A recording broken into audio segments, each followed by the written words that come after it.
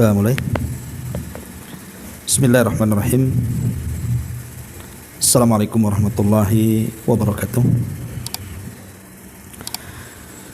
Alhamdulillah wassalatu wassalamu ala Rasulillah wa ala alihi wa sahbihi wa mawalah wa la hawla wa la quwata illa billahi wa ba'du. Kita lanjutkan kajian kita, masih membahas kitab Bahjah Qulubil Abrar, kumpulan hadis-hadis singkat dari Nabi sallallahu alaihi wasallam. Tes mati ya? Hah? Mati ya? Penuh baterainya.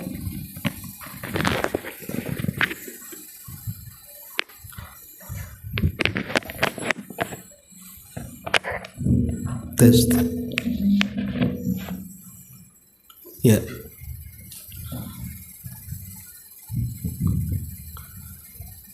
Jadi kembali kita akan membahas tentang hadis-hadis singkat dari Nabi sallallahu alaihi wasallam, tapi syarat dengan makna. Dan kita masuk pada hadis ke-32, bicara tentang zakat. An Abi Sa'id al-Khudri radhiyallahu anhu qala qala Rasulullah sallallahu alaihi wasallam laisa fima duna khamsati awsukin minat tamri sadaqatun wa laisa fima duna khamsi awakin minal wariki sadaqatun wa laisa fima duna khamsi daudin sadaqatun muttafaqun alaihi. Dari Abu Sa'id al-Khudri radhiyallahu anhu, Nabi sallallahu alaihi wasallam bersabda, tidak ada kewajiban bayar zakat pada kurma yang kurang dari 5 wasak. Tidak ada kewajiban zakat bagi perak yang kurang dari 5 uqiyah. Dan tidak ada kewajiban zakat pada unta yang kurang dari 5 ekor. Ma'asyiral muslimat yang dimuliakan Allah Subhanahu wa taala, hadis ini bicara soal zakat. Dan zakat sendiri adalah satu di antara rukun daripada rukun-rukun Islam. Dan kenapa kemudian Islam mensyariatkan adanya zakat ini? Tentu karena ada hikmah yang besar di balik rukun Islam zakat ini. Di antaranya yang pertama, bahwa zakat ini, jadi orang yang membayar zakat itu dalilun ala sihhati imanil muzakki. Jadi itu sebuah dalil tentang kebenaran iman bagi orang yang memberikan zakat itu. Apakah dia beriman dengan syariat zakat atau tidak? Karena zakat itu bagian daripada rukun Islam masalahnya. Orang yang mengingkari zakat itu bisa kufur. Makanya di zaman Abu Bakar Siddiq radhiyallahu an, kenapa Abu Bakar sampai memerangi orang yang tidak bayar zakat? Karena orang yang bayar zakat itu kemudian tidak bayar zakat di zaman Abu Bakar sampai taraf mengingkari kewajibannya. Jadi mereka menganggap bahwa zakat itu hanya kepada Nabi atau di zaman Nabi. Tapi di zaman Abu Bakar mereka tak mau bayar zakat. Makanya kemudian oleh Abu Bakar diperangi.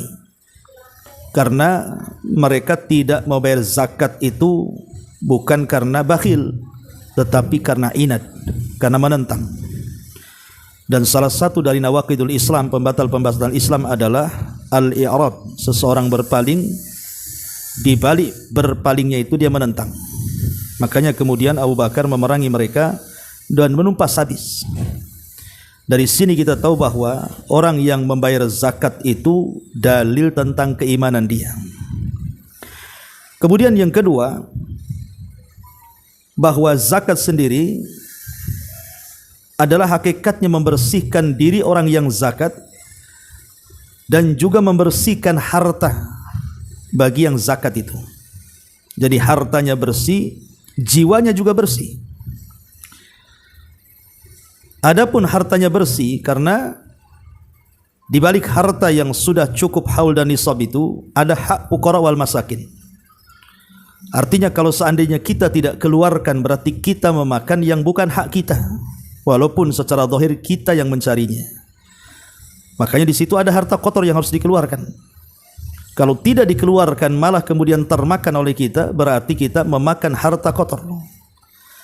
Itu maksudnya membersihkan harta. Tapi membersihkan jiwa orang yang berzakat, karena orang yang tidak zakat itu kalau dia masih meyakini kewajibannya berarti karena kekikiran dan kebakhilan dia. Dengan mengeluarkan zakat berarti dia membersihkan penyakit bakhil dan kikir itu. Jadi dapat dua faedah itu. Hartanya bersih, jiwanya juga bersih. Kemudian juga yang ketiga, bahwa orang yang bayar zakat ini Allah Subhanahu wa taala akan menambah keimanan dan juga petunjuk. Di dalam Al-Qur'an Allah Subhanahu wa taala mengatakan, "Walladzina ihtadaw zadahum hudan wa atahum taqwahum." Dan orang-orang yang mereka menjalankan petunjuk, salah satunya perintah zakat, maka Allah akan tambah kepada mereka petunjuk dan Allah akan datangkan ketakwaan bagi mereka. Karena zakat ini bagian daripada syiar. Dan siapa yang mengagungkan syiar-syiar Allah itu menunjukkan bahwa memang hatinya dipenuhi dengan ketakwaan. Karena Allah yang mengatakan dalam Quran, "Wa man yu'azzim sya'airallah fa innaha min taqwal qulub." Siapa yang mengagungkan syiar-syiar Allah, maka itu tanda takwa dalam hatinya. Kemudian yang keempat, bahwa zakat sendiri adalah salah satu sebab qada'ul hawaij wa tafrijul qurbat wasitru fid dunya wa yaumal qiyamah. Jadi zakat adalah sebab terbesar kita bisa memenuhi hajat orang-orang fakir dan miskin, menghilangkan kesulitan-kesulitan mereka, dan juga menutupi aib-aib mereka di dunia dan hari kiamat. Maka orang yang menghilangkan kesulitan orang dengan cara memberikan zakat-zakat kita kepada mereka, maka Allah Subhanahu wa taala akan berlaku yang sama kepada kita. Kalau kita menghilangkan kesulitan orang, berarti Allah akan menghilangkan kesulitan kita. Barang siapa yang menutup aib orang, berarti Allah akan tutup aib kita. Sebagaimana Rasul mengatakan, "Man kana fi hajati akhi, kana Allahu fi hajati. Wa man farraja am muslimin kurbatan, farrajallahu anhu biha kurbatan min kurabi yaumil qiyamah. Wa man satara musliman, satarahullahu yaumal qiyamah." Barang siapa yang membantu hajat saudaranya dengan zakat itu, sehingga dia yang tadinya tidak bisa makan jadi makan, yang tadinya tidak punya pakaian akhirnya mampu memberikan pakaian sehingga menutup auratnya, maka Rasul mengatakan Allah akan memenuhi hajat orang yang zakat itu. Dan barang siapa yang menghilangkan kesulitan seorang muslim, Allah hilangkan kesulitannya. Dan barang siapa yang menutup aib seorang muslim, Allah akan tutup aibnya pada hari kiamat. Ini yang keempat. Yang kelima, bahwa orang yang zakat itu mereka adalah orang-orang yang dapat pujian Allah Subhanahu wa taala. Bagaimana tidak kita bangga dengan pujian Allah? Seandainya ada orang besar, ada orang mulia di negeri kita sekelas presiden umpamanya memuji kita di halayak orang ramai, tentu kita bangga, apalagi sampai viral ya, sampai disorot di media-media massa. Bagaimana kalau memuji adalah Allah Subhanahu wa taala yang menciptakan presiden, yang menciptakan menteri, yang menciptakan semua para pejabat yang ada di negeri kita ini? Tentu ini sebuah kebanggaan. Maka Allah Subhanahu wa taala menjelaskan bagaimana pujiannya kepada orang-orang yang bayar zakat itu. Allah mengatakan, "Alladzina yunfikuna amwalahum bil-laili wan-nahar sirran wa alaniyah falahum ajruhum inda rabbihim wala khaufun 'alaihim wala hum yahzanun." Orang-orang yang menginfakkan harta mereka di malam hari, di siang hari, baik dalam kondisi sembunyi-sembunyi ataupun terang-terangan, maka mereka akan mendapatkan pahala besar di sisi Rabb mereka, dan tidak akan ada rasa ketakutan kepada mereka ataupun rasa sedih dari mereka. Dan ini pujian yang luar biasa dari Allah Subhanahu wa ta'ala dengan mempersiapkan pahala besar dan memberikan kehidupan yang bahagia tanpa ada takut dan sedih. Kemudian juga yang nomor 6, zakat adalah sebesar-besarnya sebab mendapatkan rahmat Allah di dunia dan juga di akhirat. Sebagaimana Allah mengatakan, wa aqimus salata wa atuz zakata wa atiur rasula la'allakum turhamun. Dirikan salat, tunaikan zakat, taatilah Rasul agar kalian mendapatkan rahmat. Jadi zakat adalah sebab kita mendapatkan rahmat Allah Subhanahu wa taala. Kemudian yang nomor 7, orang yang zakat akan dihadiahi sorga oleh Allah Subhanahu wa taala. Dan itu disebutkan dalam surah At-Taubah ayat 71-72. Di mana Allah Subhanahu wa taala mengatakan, wal mu'minuna wal mu'minat ba'duhum awliya'u ba'd ya'muruna bil ma'ruf wa yanhauna 'anil munkar wa yuqimus salata wa yu'tuz zakata wa yuti'ullaha wa rasulahu ulaika sayarhamuhumullahu innallaha azizun hakim. Wa'adallahu al-mu'minina wal mu'minat jannatin tajri min tahtihal anhar khalidina fiha wa masakin thayyibatan fi jannati adan wa ridwanu minallahi akbar dzalika huwal fawzul azim. Orang-orang mukmin laki-laki dan orang-orang mukmin perempuan, sebagian mereka memberikan wala kepada sebagian yang lain, di mana mereka memerintahkan manusia kepada kebaikan, mencegah dari kemungkaran, mendirikan salat dan melaksanakan zakat. Kemudian mereka taat kepada Allah dan Rasulnya, maka mereka orang-orang yang Allah akan rahmati dan Allah maha kuat lagi maha bijaksana. Allah sudah sediakan bagi mereka orang-orang yang beriman laki-laki dan perempuan itu sorga-sorga yang mengalir di bawahnya, sungai-sungai dikekalkan di dalamnya, dan tempat-tempat yang indah di sorga-sorga Aden, dan keridhaan dari Allah jauh lebih besar dan dia akan mendapatkan kemenangan yang sangat agung. Sini juga menunjukkan bahwa orang yang melaksanakan zakat itu dijanjikan oleh Allah Azza wa Jalla surga. Kemudian yang nomor 8, bahwa orang yang menunaikan zakat itu sebab terbesar ziyadatul mal, bahwa hartanya itu akan bertambah. Karena ada orang berpikir bahwa kalau harta kita dikeluarkan habislah harta kita. Tidak. Justru zakat yang kita keluarkan tidak seberapa itu, 2,5% kalau itu zakat emas atau zakat harta. Nanti Allah akan ganti itu. Karena Nabi SAW mengatakan, ma naqasat malu sadaqatin, tidak akan berkurang harta yang disedekahkan. Termasuk juga yang nomor 9, bahwa orang yang membayar zakat itu, mereka sudah menyelamatkan para fuqara dan juga orang-orang miskin. Dan itu tanda kesempurnaan iman seseorang. Ketika kita bisa mencintai saudara kita seperti mencintai kita sendiri, maka itu tanda kesempurnaan iman. Sebagaimana Rasul mengatakan, la yu'minu ahadukum hatta yuhibba li akhi ma yuhibbu li nafsi. Tidak sempurna iman seseorang sampai dia mencintai saudaranya sebagaimana dia mencintai dirinya sendiri. Dan banyak lagi tentu manfaat daripada zakat itu. Jadi ini diantara hikmah kenapa kemudian zakat itu disyariatkan sekali bagi kita kaum muslimin dan masuk pada rukun daripada rukun-rukun Islam. Dan sebaliknya, Bu, orang yang tidak bayar zakat, enggan membayar zakat, tidak mau membayar zakat, maka ada ancaman banyak bagi mereka. Ancaman yang sangat luar biasa yang Allah Subhanahu wa taala akan berikan kepada mereka. Yang pertama, hartanya tidak akan diberkahi. Orang yang menahan zakatnya, maka hartanya tidak akan diberkahi. Nabi SAW mengatakan, ma talifa malu fi barrin wala bahrin illa bihabsi zakati.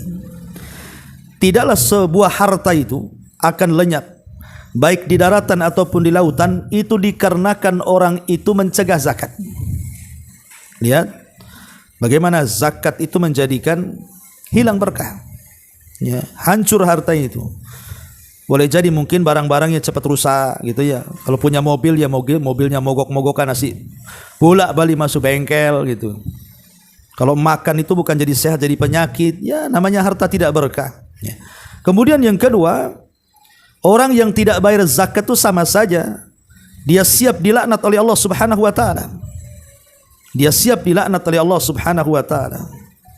Karena kita tahu bahwa orang-orang yang mereka menahan sedekah atau menahan zakat itu disabdakan oleh Nabi sallallahu alaihi wasallam, la'anallahu akilar riba wa mukilahu wa syahidaihi wa katibaihi wal washimata wal mustawshimata wa mani as-sadaqati, kata Rasul. Allah melaknat, kata Rasul, pemakan riba, yang memberi makan riba, saksi riba, pencatat riba.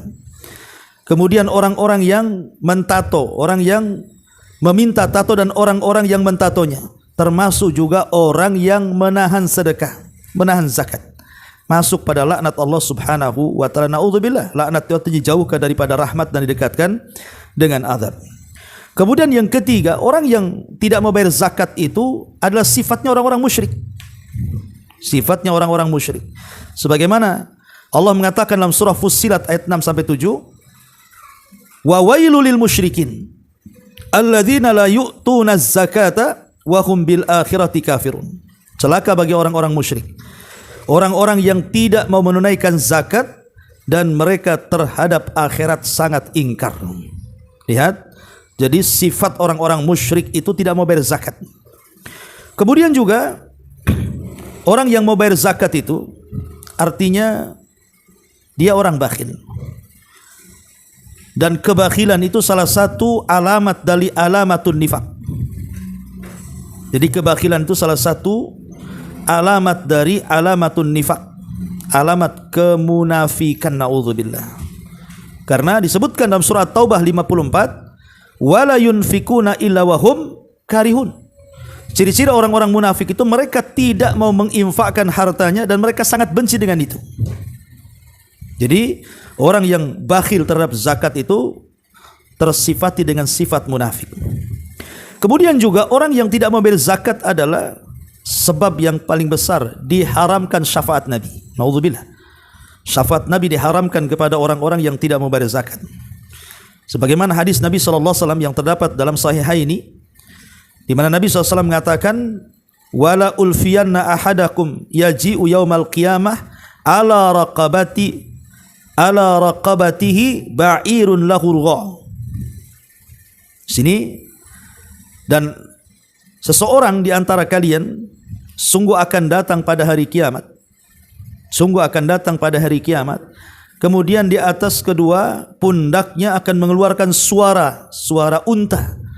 Karena ketika di dunia dia tidak mau bayar zakatnya unta tuh. Naudzubillah. Ya. Artinya syafaat akan dihilangkan dari dia. Kemudian juga di antara orang yang tidak mau bayar zakat, hakikatnya mengundang adab. Paceklik, tidak turun hujan. Kemudian juga kering kelontang di mana-mana, panas di mana-mana, itu dikarenakan tidak bayar zakat. Sebagaimana hadis Nabi mengatakan, ma mana'a qaumuz zakata illa ibtalahumullahu bis-sinin. Tidaklah sebuah kaum menahan sebuah zakat kecuali Allah akan timpakan kepada mereka paceklik yang berkepanjangan, naudzubillah. Bahkan dalam sebuah hadis, walam yamna'u zakata amwalihim illa muni'ul qatra minas sama walaulal bahaim lam yumtaru. Ketika sebuah kaum tidak mau bayar zakat, maka Allah akan tahan hujan dari langit. Kalaulah bukan karena binatang ternak, tentu mereka tidak akan dihujani selamanya. Kemudian juga orang yang tidak bayar zakat itu hakikatnya mereka terancam di akhirat. Apa ancaman mereka di akhirat? Ancaman mereka di akhirat luar biasa. Karena harta-harta yang tidak dibayarkan kelak pada hari kiamat itu akan dirubah menjadi binatang semacam ular, dan itu akan menyiksa dia pada hari kiamat. Dalam sebuah hadis Nabi sallallahu alaihi wasallam mengatakan, "Ma min sahibi dhahabin wala fiddatin la yuaddi minha haqqaha illa idza kana yaumal qiyamati sufihat lahu safaihu min nar fa uhmiya 'alaiha fin nari jahannam fayuqwa biha jabhatuhu atau jabhatuhu wa jambuhu wa dhahruhu kullama barudat u'idat ilaihi fi yaumin kana miqdaruhu 50 alf sanatin fayara sabilahu imma ilal jannati wa imma ilan nar." Ini yang pertama. Hadis yang pertama, kata Nabi SAW, sesiapa saja yang memiliki emas ataupun perak, tapi tidak mengeluarkan zakatnya, melainkan pada hari kiamat nanti akan disepuh untuknya lempengan dari api neraka, lalu dipanaskan dalam api neraka, lalu disetrikakan di dahi, rusuk dan punggungnya dengan lempengan tersebut. Setiap kali dingin akan disepuh lagi dan disetrikakan kepada punggungnya pada hari kiamat yang ukurannya sama dengan 50.000 tahun. Kemudian dia melihat tempat kembalinya apakah ke sorga ataukah ke neraka. Lihat bagaimana emas itu akan menyiksa dia pada hari kiamat, ya. Bahkan dalam hadis yang lain, al-aktsaruna amwalan illa man qala fi ibadillahi hakadha wa hakadha wa qalilun manhum ma min rajulin yamutu fayatruku ghanaman aw ibilan aw baqaran la yuaddi zakataha illa ja'at yaumal qiyamah a'zamu ma yakunu wa asmanu hatta tata'u bi adlafiha wa tantihuhu bi kuruniha hatta yaqdiyallahu bainan nas summa ta'udu ulaha ala ukhraha. Orang-orang yang banyak hartanya kecuali yang menyedekahkannya kepada hamba-hamba Allah begini dan begitu, namun sangat sedikit dari mereka. Tidaklah seorang laki-laki mati lalu meninggalkan kambing atau unta atau sapi, dia tidak keluarkan zakatnya, melainkan hewan-hewan itu akan datang kepadanya pada hari kiamat dalam bentuk yang sangat besar dan sangat gemuk, lalu menginjak-injak dengan kukunya, kemudian menanduk-nanduk dengan tanduknya hingga Allah memutuskan perkara di antara manusia. Kemudian hewan yang paling depan menginjak kembali, begitu pula hewan yang paling belakang akan menanduk kembali, begitu seterusnya pada hari kiamat. Lihat bagaimana orang yang tidak bayar zakat itu luar biasa siksanya di hadapan Allah Subhanahu wa taala. Ma'asyiral muslimat yang dimuliakan Allah Azza wa Jalla. Kemudian juga hadis lain yang tidak kalah mengerikannya. Nabi SAW mengatakan, "Man atahu Allahu malan falam yuaddi zakatahu, muthila lahu maluhu yaumal qiyamah syuja'an aqra lahu zabibatan yutawwikuhu yaumal qiyamah, thumma ya'khudhu bilah zamataihi yakni bisyiddiqaihi thumma yaqulu ana malikun ana kanzuk thumma tala wala yahsabanna alladhina yabkhaluna ila akhiril ayat." Barang siapa diberikan harta oleh Allah lalu dia tidak menunaikan zakatnya, pada hari kiamat harta itu akan dijadikan untuknya menjadi seekor ular jantan yang kulit kepalanya rontok karena kepalanya terkumpul banyak racun, yang berbusa dua sudut mulutnya, lalu itu dikalungkan di lehernya pada hari kiamat. Ular itu memegang dengan kedua sudut mulutnya, lalu ular itu berkata, "Saya adalah hartamu, saya adalah simpananmu." Lihat bagaimana Allah Subhanahu wa taala mengancam sedemikian rupa orang-orang yang tidak mau bayar zakat ini, ya, sampai seperti itu. Allah akan menyerupakan orang-orang yang tidak mau bayar zakat dengan azab-azab yang sangat pedih sekali. Na'udzubillah summa na'udzubillah. Kemudian juga di antara bahaya orang-orang yang tidak mau bayar zakat selain terancam dengan berbagai macam hukuman tadi adalah orang-orang yang tidak mau bayar zakat itu, maka mereka hakikatnya adalah membuang-buang harta mereka. Membuang harta-harta mereka. Karena orang yang tidak mau bayar zakat itu menyangka dengan tidak bayar zakat dia bisa kaya, hartanya tidak akan hilang. Tapi hakikatnya sedikit demi sedikit harta itu akan dihilangkan oleh Allah Subhanahu wa taala karena tidak ada berkah sama sekali. Dia setiap hari memakan hak orang miskin, hak anak yatim, hak orang-orang yang tidak mampu. Bagaimana dengan doa-doa orang-orang itu sekiranya mereka berdoa kejahatan kepada kita, naudzubillah. Inilah di antara kenapa kemudian Allah Subhanahu wa taala sangat mengancam orang-orang yang tidak bayar zakat dalam Al-Qur'an itu. Allah Subhanahu wa taala sampai mengatakan, wala yahsabanna alladhina yabkhaluna bima atahumullahu min fadli huwa khairan lahum bal huwa syarrul lahum. Sekali-kali janganlah orang-orang yang bakhil dengan harta yang Allah berikan kepada mereka, mereka menyangka bahwa itu kebaikan bagi mereka. Sebenarnya kebakhilan itu keburukan bagi mereka. Jadi jangan sangka orang yang tidak bayar zakat itu baik, justru itu buruk kata Allah Subhanahu wa taala. Karena mau tidak mau berarti dia telah menjadikan hartanya tidak berkah di sisi Allah Subhanahu wa taala. Ma'asyiral muslimat yang dimuliakan Allah Azza wa Jalla, ini di antara perkara-perkara yang harus diwaspadai bagi orang yang tidak mau bayar zakat. Baik, kita masuk pada bukunya di sini. Hadis ini, kata pengarang rahimahullahu taala As-Sa'di, menjelaskan tentang batas nisab, harta zakat yang utama. Harta yang wajib dikeluarkan zakatnya adalah biji-bijian, buah-buahan, 3 jenis hewan ternak, unta, sapi dan kambing, serta emas, perak dan turunannya berupa barang dagangan. Ya. Adapun zakat biji-bijian dan buah-buahan, kata beliau, sesungguhnya hadis ini menunjukkan bahwa nisabnya adalah 5 wasak. Jadi nisab zakat biji-bijian atau buah-buahan itu 5 wasak. Sehingga apabila kurang dari 5 wasak tidak wajib dikeluarkan zakatnya. Lah wasak itu jumlahnya 60 sok. Dan 1 sok itu 4 mud. 4 mud itu maksudnya sepenuh 2 telapak tangan. Dengan soknya Nabi berarti 5 wasak itu setengah setara dengan 300 sok. Ya, 300 sok. Jadi 1 sok itu 4 mud. 1 mud itu 2 telapak tangan gitu ya. Maka barang siapa kebunnya menghasilkan biji-bijian dan buah-buahan mencapai takaran ini, maksudnya takaran 300 sok atau bahkan lebih, wajib baginya untuk mengeluarkan zakat dari hasil tersebut.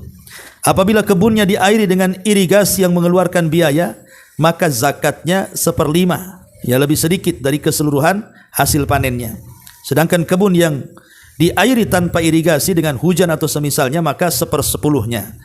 Jadi kalau ada biayanya 1/5-nya, kalau tidak ada biayanya 1/10-nya. Jadi kalau diairi dengan biaya berarti zakatnya 1/5.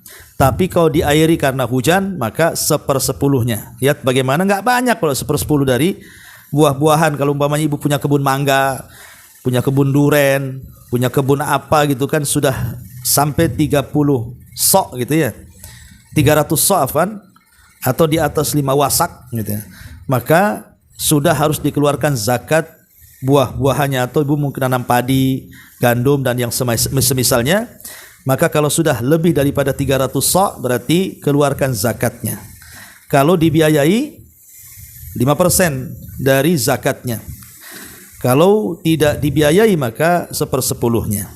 Ini berkenaan dengan zakat biji-bijian dan buah-buahan. Adapun zakat binatang ternak, maksudnya binatang ternak itu kambing, sapi, unta, itu yang ada zakatnya. Kalau ayam tidak ada ya.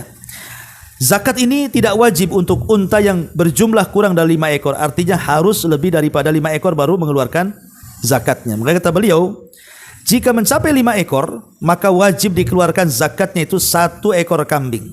Jadi 5 ekor unta, zakatnya 1 ekor kambing. Maka zakat yang wajib dikeluarkan adalah bintu makhad. Jadi sini kalau jumlahnya 25 ekor, tadi 5 ekor 1 kambing. Kemudian kalau sudah mencapai 25 berarti bukan kambing lagi, yang dikeluarkan bintu makhad. Bintu makhad itu maksudnya unta yang usianya setahun. Ya ibu ya, kalau untanya 5 ekor 1 kambing. Kalau untanya 25 ekor 1 unta muda usianya setahun gitu ya. Kemudian jika jumlahnya 36 ekor, maka zakat yang wajib dikeluarkanlah bintu labun. Apa bintu labun? Lebih besar lagi, unta yang usianya 2 tahun. Yaitu bintu labun namanya ya. Kemudian jika jumlahnya 46, maka zakat wajib dikeluarkan adalah hiqah. Maksudnya hiqah itu unta yang usianya 3 tahun lebih besar lagi. Ya. Kemudian jika jumlahnya 61 ekor, maka zakat yang wajib dikeluarkan adalah jada'ah. Maksudnya unta yang sudah tua, yang sudah dewasa 4 tahun gitu ya. Itu yang dikeluarkan. Jika jumlahnya 76, maka zakat yang wajib dikeluarkan adalah 2 bintu labun. Maksudnya 2 bintu labun itu, bintu labun tadi berapa usianya? 2 tahun. Berarti kalau 2 ya 2 bintu labun tadi ya. Dan seterusnya ya, jika jumlahnya 91 maka zakatnya dikeluarkan 2 hiqah. Tadi sudah tahu hiqah ini usianya 3 tahun. Jika jumlahnya lebih daripada 120 ekor, maka zakat yang wajib dikeluarkan 1 bintu labun untuk setiap kelipatan 40 ekornya. Dan 1 hikoh untuk setiap kelipatan 50 ekornya. Nah, enak kalau sudah di atas 100 itu, enak itu ya, karena sudah ada kelipatan-kelipatannya. Ini zakat binatang ternak unta. Adapun sapi, ya, jika jumlahnya telah mencapai 30 ekor, maka zakatnya tabi atau tabi'ah. Maksudnya sapi yang usianya setahun. Jadi nisabnya sapi itu 30 ekor. Kalau punya sapi 30 ekor, berarti keluarkan anak sapi usia setahun, itulah zakatnya, ya. Jika jumlahnya 40 ekor, maka jadi musinnah. Musinnah itu 2 tahun usianya, lebih gede lagi, ya. Kemudian selebihnya setiap kelipatan 30 ekor zakatnya tabi'ah, dan setiap kelipatan 40 ekor zakatnya musinnah. Artinya kalau 60 berarti zakatnya 2 ekor anak sapi usia setahun. Kalau sapinya 80 berarti 2 ekor anak sapi usia 2 tahun. Pokoknya setiap kelipatan 30 anak sapi 1 tahun. Setiap kelipatan 40 40 maka zakatnya anak sapi usia 2 tahun. Nah, gitu saja ya. Ini nisabnya sapi, lebih mudah cari hitung-hitungannya. Kemudian nisabnya kambing, kalau kambing 40 dia. Setiap 40 kambing itu zakatnya 1 ekor kambing. Jadi kalau unta 5 ekor nisabnya. Kalau kambing kalau sapi 30 ekor. Kalau kambing 40 ekor. Baru 1 ekor dikeluarkan. Jika jumlahnya 120 ekor, maka zakatnya 2 kambing. Jadi kelipatannya itu 40 ke 120. Baru 2 ekor kambing. Kalau belum 120 masih 1 ekor hitungannya, ya. Lah, kemudian jika jumlahnya 200 ekor, maka zakatnya adalah 3 ekor kambing. Selebihnya di atas 200 ini, setiap kelipatan 100 ekor zakatnya 1 ekor kambing. Adapun jumlah kelebihan di antara 2 kewajiban nisab tersebut dengan wakas khusus berlaku pada hewan ternak, tidak ada kewajiban zakat padanya, bahkan itu satu kemurahan Allah Subhanahu wa taala. Adapun hewan-hewan lain seperti kuda, bigol, keledai dan semisalnya tidak ada kewajiban zakat kecuali jika tergolong sebagai barang dagangan yang diperjualbelikan, maka masuk pada zakat perdagangan, ya. Adapun nisab perak, jumlah minimal yaitu 5 uqiyah. Uqiyah itu setara dengan 40 dirham. 1 dirham itu separuhnya emas, ya. Sehingga ketika jumlahnya mencapai 200 dirham, zakatnya adalah sebesar 1,40 atau 2,5%. Demikian pula itu berlaku pada turunannya. Semisal barang dagangan, yaitu setiap barang yang dipersiapkan untuk diperjualbelikan dengan tujuan mendapatkan keuntungan, ketika telah mencapai 1 haul dihitung senilai dengan harga perak, kemudian dikeluarkan zakatnya 1/40 atau 2,5%. Artinya ini sama dengan emas 85 gram, ya. Kalau dirham itu, kalau diemaskan itu sekitar 85 gram. Jadi zakat emas, zakat perdagangan itu sama itu, ya. Nilainya sama dengan zakat emas. Jadi kalau ibu punya kos-kosan, umpamanya 100 pintu, kemudian setelah setahun menghasilkan bersih uang keuntungan 100 juta umpamanya, kan. Anggaplah umpamanya 100 juta dan harga emas itu anggaplah 1 gram 1 juta. Berarti kalau 85 gram berarti 85 juta. Kalau sudah 100 sudah lebih itu. Berarti keluarkan dari 100 juta itu 2,5%, berarti cuma 2.500.000. Jadi masih uangnya itu masih banyak, masih 97.500 lagi. Karena cuma 2,5% aja yang dikeluarkan, baik zakat perdagangan, zakat emas ataupun zakat perak, itu sama aja semuanya, ya. Nah, seluruh jenis harta yang dikenakan kewajiban zakat tersebut dikeluarkan zakatnya jika telah sempurna dimiliki selama 1 haul, maksud 1 tahun, kecuali biji-bijian dan buah-buahan. Jenis ini dikeluarkan setiap panen. Jadi khusus pertanian, perkebunan itu bukan nunggu setahun, tapi nunggu panen. Mau setahun 3 kali panen, ya setiap panen keluarkan zakat kalau sudah sampai nisabnya. Karena secara keumuman Allah mengatakan wa atu haqqahu yauma hasaidih, dan tunaikanlah haknya dari hari memetik panen. Maka inilah jenis-jenis harta yang wajib dikeluarkan zakatnya. Adapun yang berhak menerima zakat adalah 8 golongan yang disebutkan dalam surah At-Taubah ayat 60. Innamas shadaqatu lil fuqara'i wal masakin wal 'amilina 'alaiha wal mu'allafati qulubuhum wa fir riqab wal gharimina wa fis sabilillah wa ibnis sabil faridatan minallah wallahu alimun hakim. Sungguh zakat itu hanya untuk orang-orang yang fakir, 1, orang miskin 2, pengurus-pengurus zakat 3, para mu'allaf 4 yang dibujuk hartanya untuk memerdekakan budak. Kemudian yang kelima, memerdekakan budak-budak yang ingin merdeka. Kemudian yang keenam, orang yang berhutang di jalan Allah, ya, dan untuk mereka yang sedang dalam perjalanan. Yang nomor 7. Ini 8 semuanya harusnya kan? Ini kurang 1. Amilin, orang-orang yang mengelola zakat. Itu pun dapat zakat. Ini semuanya sebagai satu ketetapan yang wajib oleh Allah, yang diwajibkan Allah, dan Allah Maha mengetahui lagi, Maha bijaksana. Inilah keterangan dari Syekh Sa'di rahimahullahu taala tentang barang-barang yang wajib dizakati. Wallahu a'lam. Bu, ini yang bisa saya sampaikan. Sebelum saya tutup, silakan kalau ada yang bertanya.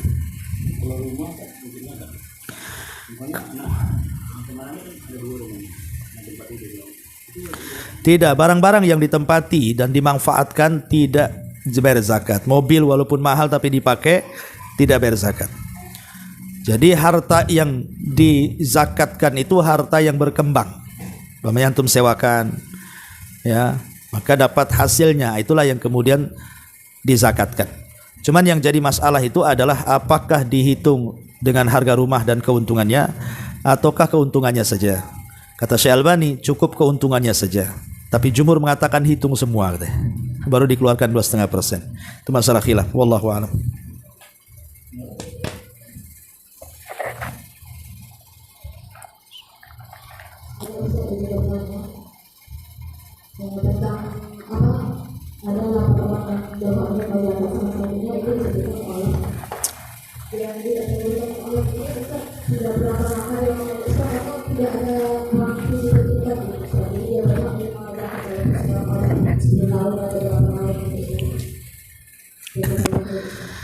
Ya, alhamdulillah.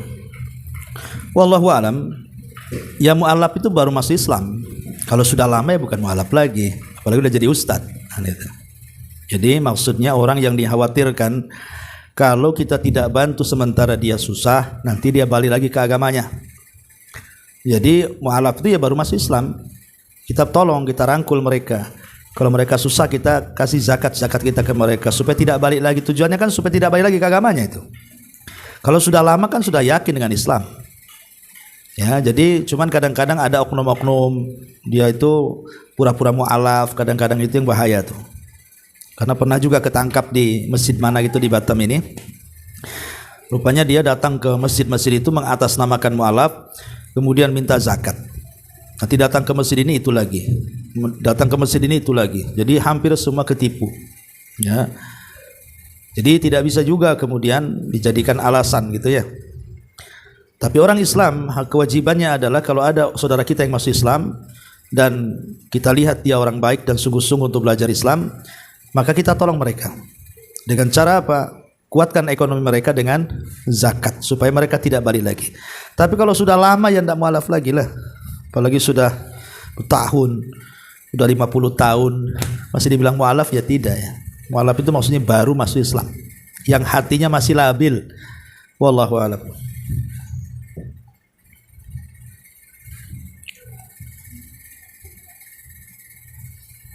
Dah? Taib, kalau sudah kita tutup. Subhanakallahumma bihamdika, asyhadu an la ilaha illa anta astaghfiruka wa atubu ilaik. Allahu ta'ala alam. Assalamualaikum warahmatullahi wabarakatuh.